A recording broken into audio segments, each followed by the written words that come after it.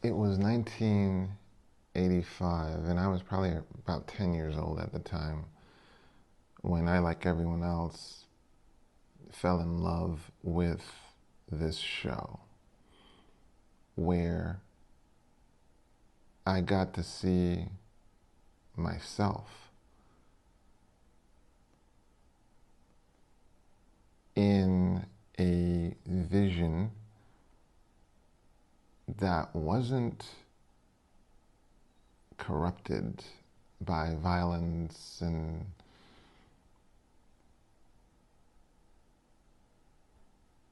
so many of the things germane to the urban context. But it was a beautiful picture. I think the coolest thing about it was not only was it compelling storytelling, it was also believable. It was believable.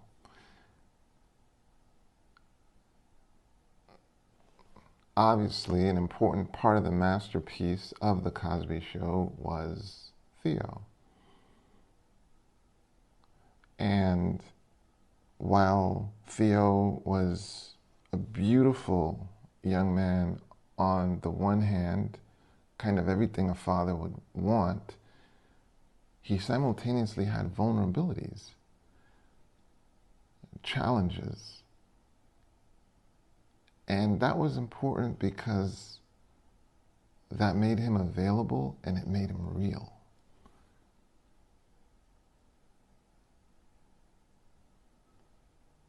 And the marriage of those two things was meaningful because it's like it gave you permission to be beautiful in some ways, but at the same time, be vulnerable in others. I saw Malcolm in subsequent roles,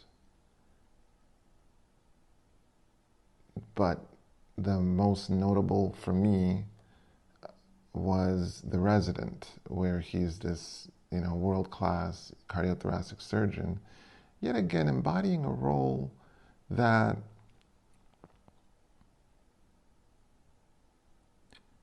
I thought was especially interesting because it made me connect back to The Cosby Show, and I was exploring, man, I wonder how proud his dad would have been of him becoming a cardiothoracic surgeon.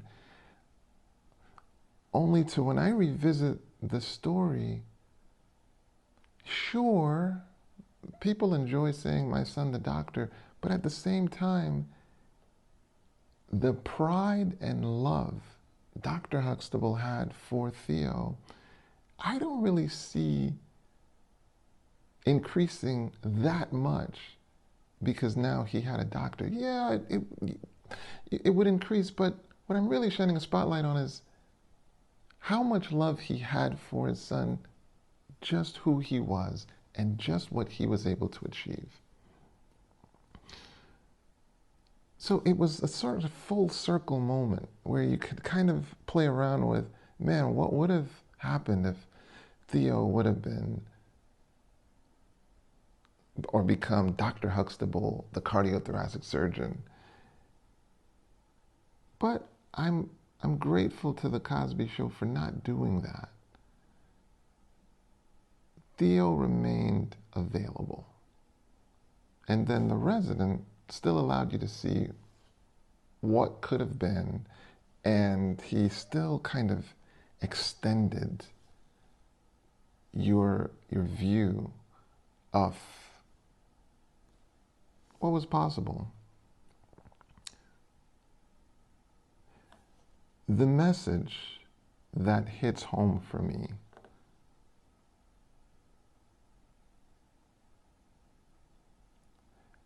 is a profound one.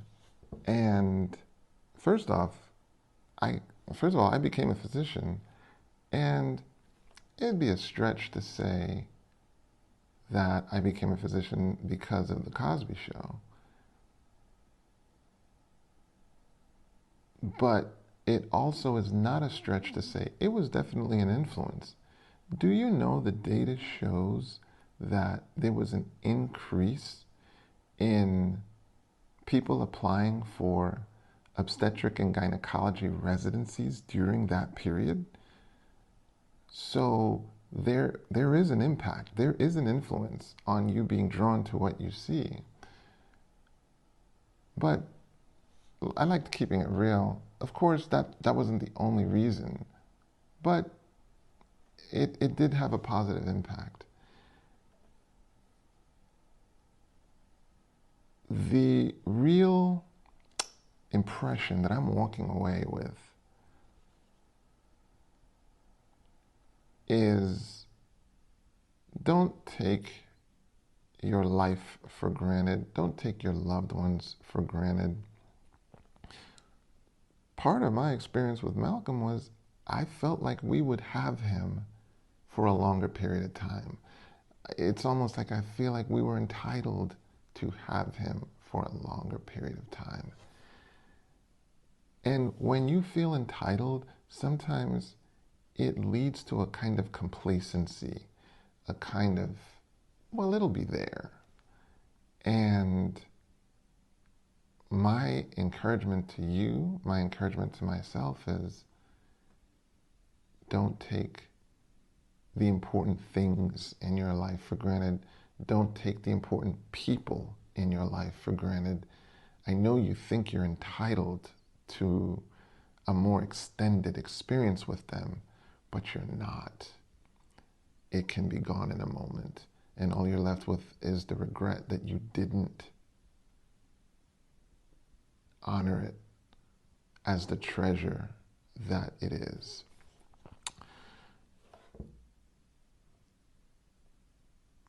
Hug your loved ones a little harder today. Take your life a little bit more seriously today. And my sincerest condolences to the family, because we lost a giant and we barely knew him. I can only imagine what he meant to you. Dr. Ricardo Whyte here of the Mastermind Institute. Master your mind so you can master your life.